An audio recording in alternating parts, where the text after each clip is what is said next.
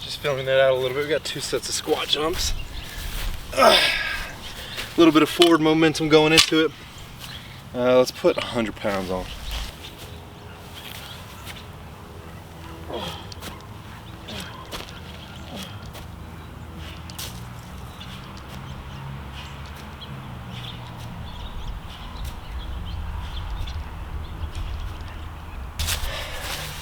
Hey, my name's Ryan. Let's get this second set in, and then we'll move forward with the session.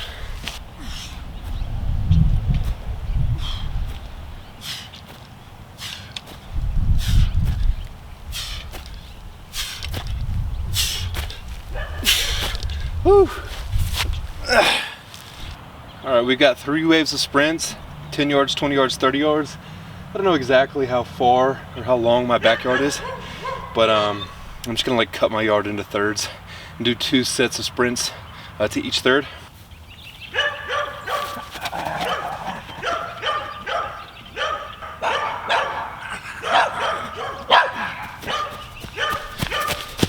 Literally dogs barking in the yard next to me, in the yard after that, and then the yard across this way as well. So it's always lovely. So let's just listen to some tunes here while we knock these sprints out.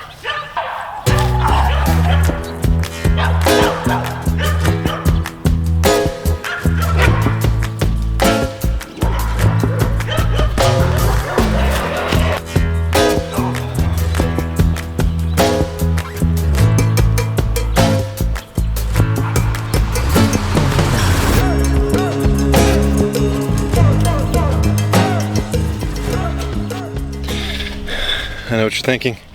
I shouldn't be this charismatic, handsome, strong, and fast. And the good thing is, I'm not. I'm none of those things, especially fast. But, you know, all I can do is try, huh? Come on. All right.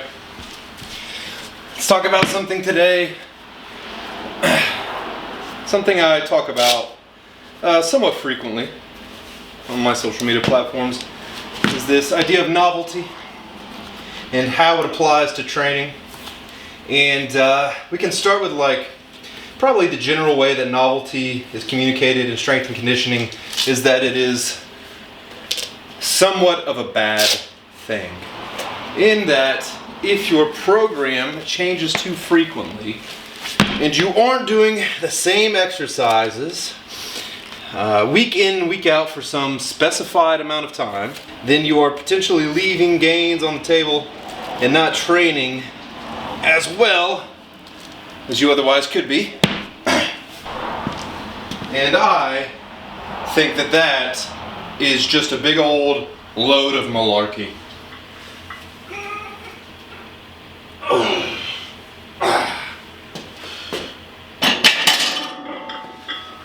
We're going to do some Klokov pause squats today.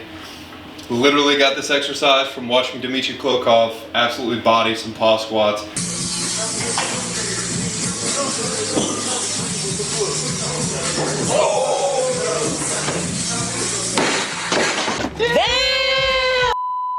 Bury him in the depths of hell, pause him for like, I don't know, 5 seconds and then just blow him up. So that's what we're going to do today as our first exercise. Alright, there's a couple ways I want to come at this. Number one, if you're not a bodybuilder, then don't view your program through the lens of a bodybuilder. If you're not a bodybuilder, don't train like a bodybuilder and don't program like a bodybuilder, because then you're going to be inclined to think like a bodybuilder. And I'm not saying that that's a bad thing overall, because if you're listen, any training is good training. Let me just say that.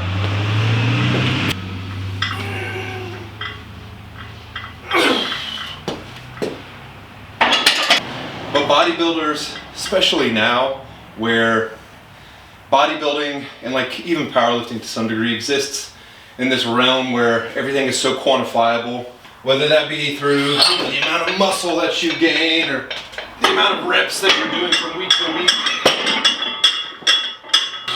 It's like the focus is so narrow that it makes you parochial. And you almost have no choice but to think in this really confined way. When training doesn't have to be like that. And so because of the inundation in science into training and most of that revolving around bodybuilding, like that's a lot of the way that training is being communicated today. And so that leaks over into just good general physical preparation, just good training, right?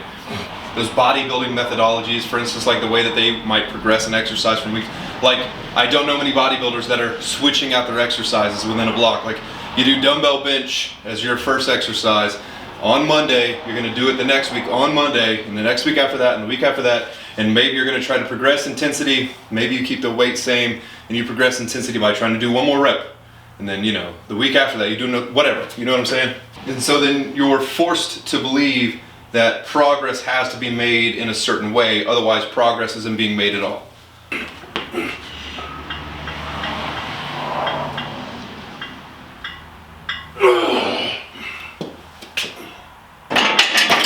So, if you're not a bodybuilder, don't train like a bodybuilder, don't think like a bodybuilder. Think more general. The second way I'm going to come at this is let me start off by just throwing up on the screen a quote from, I believe, Francis Bacon, which is a really good intro to what I'm going to discuss next. It kind of summarizes everything really nicely.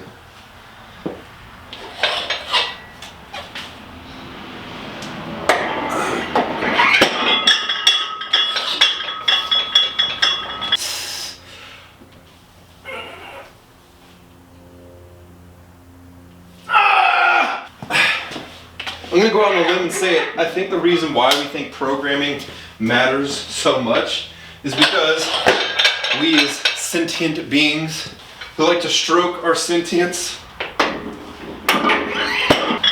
like to try to demonstrate our intellect in whatever ways we can, I think we think our programming matters more than it does from a very nuanced degree, simply because we have the ability and the capacity to think that way.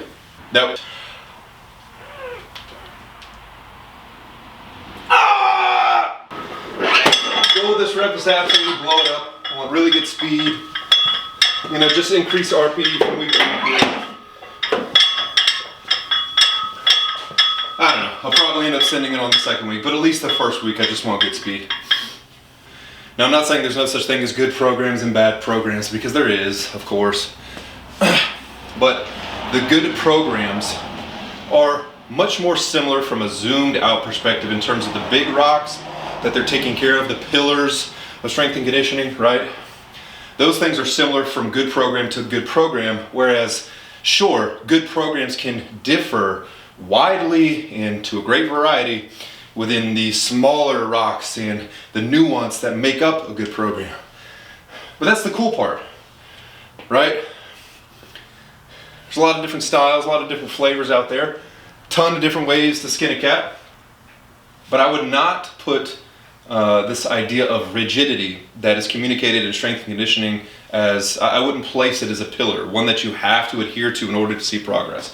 In fact, I would put novelty as one of the big pillars within a good program. Like, I think you need to seek novelty within a program, and I think that that is better than trying to force things and trying to adhere to this strict programming ideology, because that's the way it's always been done. Let's smoke this.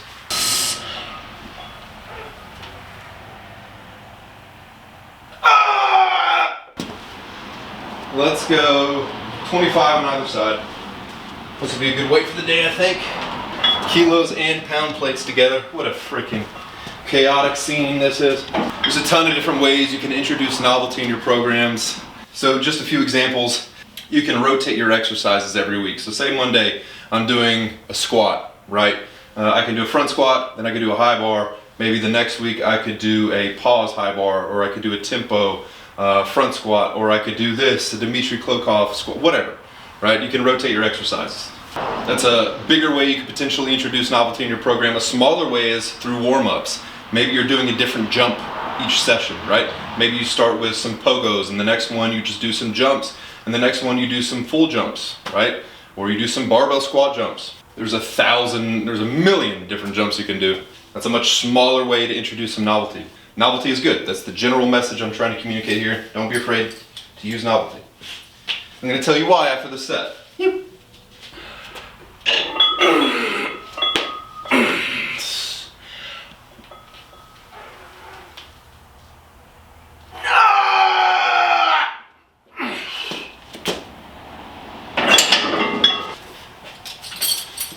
Man, that was fast. Should I go up? Let's go. Let's go like 10 pounds. Legs are feeling strong.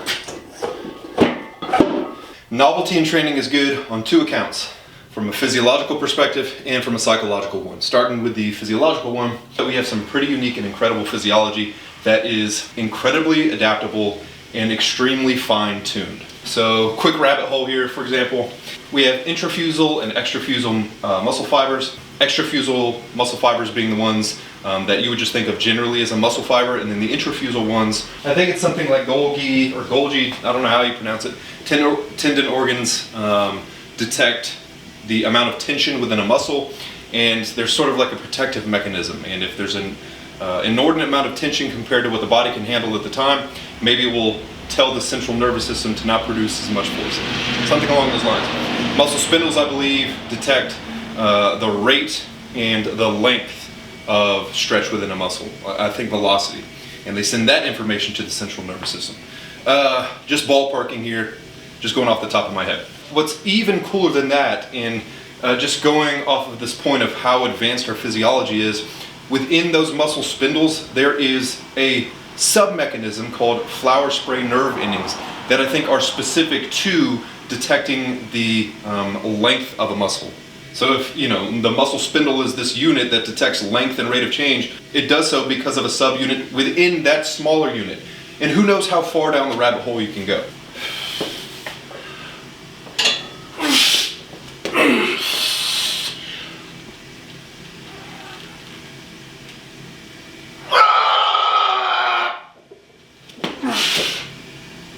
How much weight is that? Let's do some quick math here. 466, not a bad place to start at all. We got 2 sets of 5 on some pause squats, not nearly as long of a pause. Let's back it down a little bit. Man, let's go just the kilos. Try that for a set. Because legs are feeling, although sore and tired, the legs are feeling strong. Very, very strong.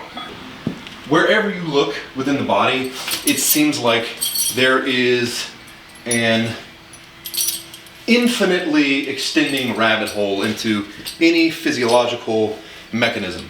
So your body, my body, our bodies is the product of billions of years of evolution, and here we are at the top of the food chain, and we get to experience what it's like to be a human being. It's pretty freaking cool. Your body is incredibly smart. For the most part, it's equipped with amazing physiological tools and adaptability, and so you don't necessarily have to present it with these nuanced programs in order for it to adapt. It possesses the mechanisms for adaptability. You just have to show up and train and take care of those big strength training principles, and I think you're going to be fine, truly. I don't think the nuance matters so much because your physiology is so advanced. At least that's how I like to think about it, and thinking about it that way gives me a ton of confidence in terms of just showing up and training hard, not worrying about all the smaller stuff. And also just training how I want to train, and just being okay with not, subscribing to the general idea of strength and conditioning and how rigid you might have to be in order to make progress. That's why I don't really think I need to do that.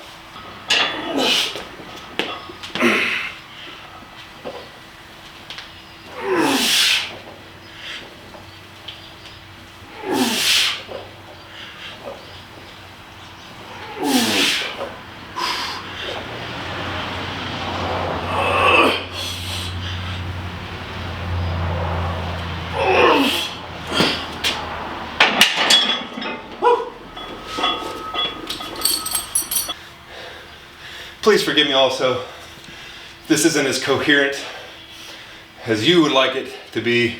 It's probably not as coherent as I'd like it to be, but a lot of the times with videos like this, I'm just trying to get ideas out there. Maybe I can write about them in the future. if they gain any interest. I mean, I'm working out in my garage, you know what I'm saying, trying to get after it, and also provide somewhat of an interesting conversation. So, cut me a little bit of slack, huh? Come on.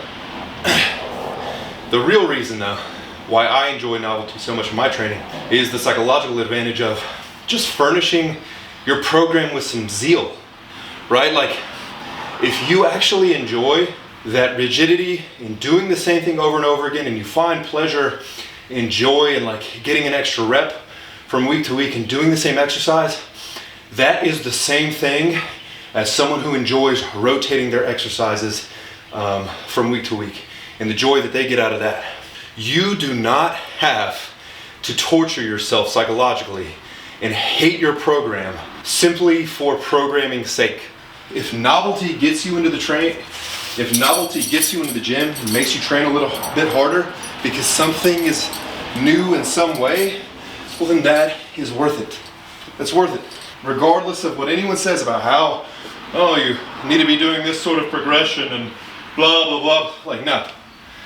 It doesn't matter. What matters is you getting in and training hard, because we've established that our bodies are very, very smart. And we shouldn't try to outsmart them. Let your physiology do its thing. You just show up and train hard. And if a little bit of zeal, a little bit of pop from your program, oh, this week instead of hang power cleans, I'm doing high hang cleans, and that makes you a little bit more excited, that's awesome. That's what I'm talking about. It's not that you're circumventing the big strength and conditioning principles that are tried and true, because I think rigid progressions and things like that and these nuanced decisions are not part of the big strength training principles. And that's where I'm going to stop on this discussion. Novelty is good. Experiment with it.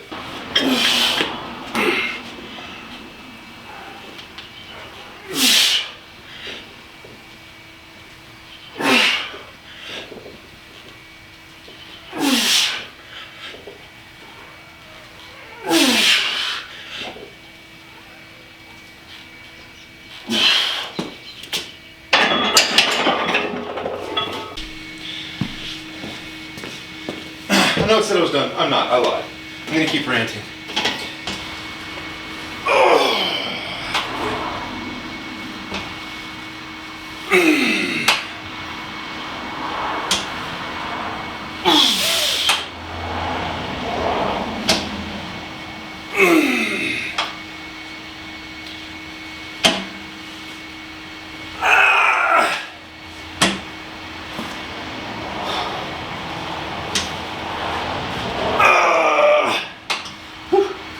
There's nothing wrong with you if you find your program boring and you hate going into the gym because you're tired of what you're doing in the gym.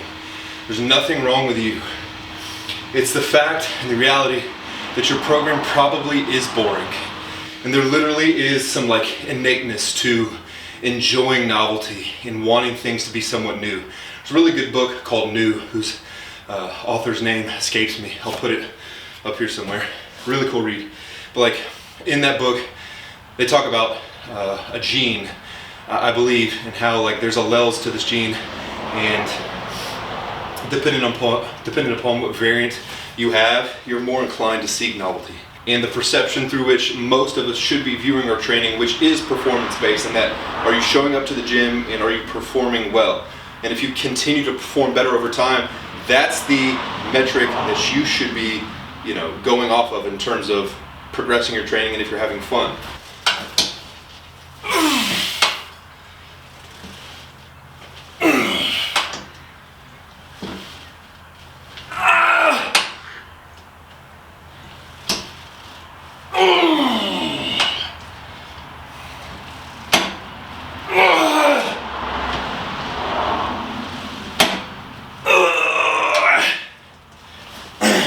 So don't blame your lack of will to go to the gym on your lack of discipline and motivation because you don't want to do the same thing over and over again. Because that's not necessarily grounded in truth, right? We aren't necessarily designed to want to do the same thing over and over again. Again, there's nothing wrong with you. It's not necessarily something that you need to work on. It might be that you just need to change your environment or your program and make it suit you in a way that gets you going to the gym and more excited to be in the gym. And that's what Novelty can do for you.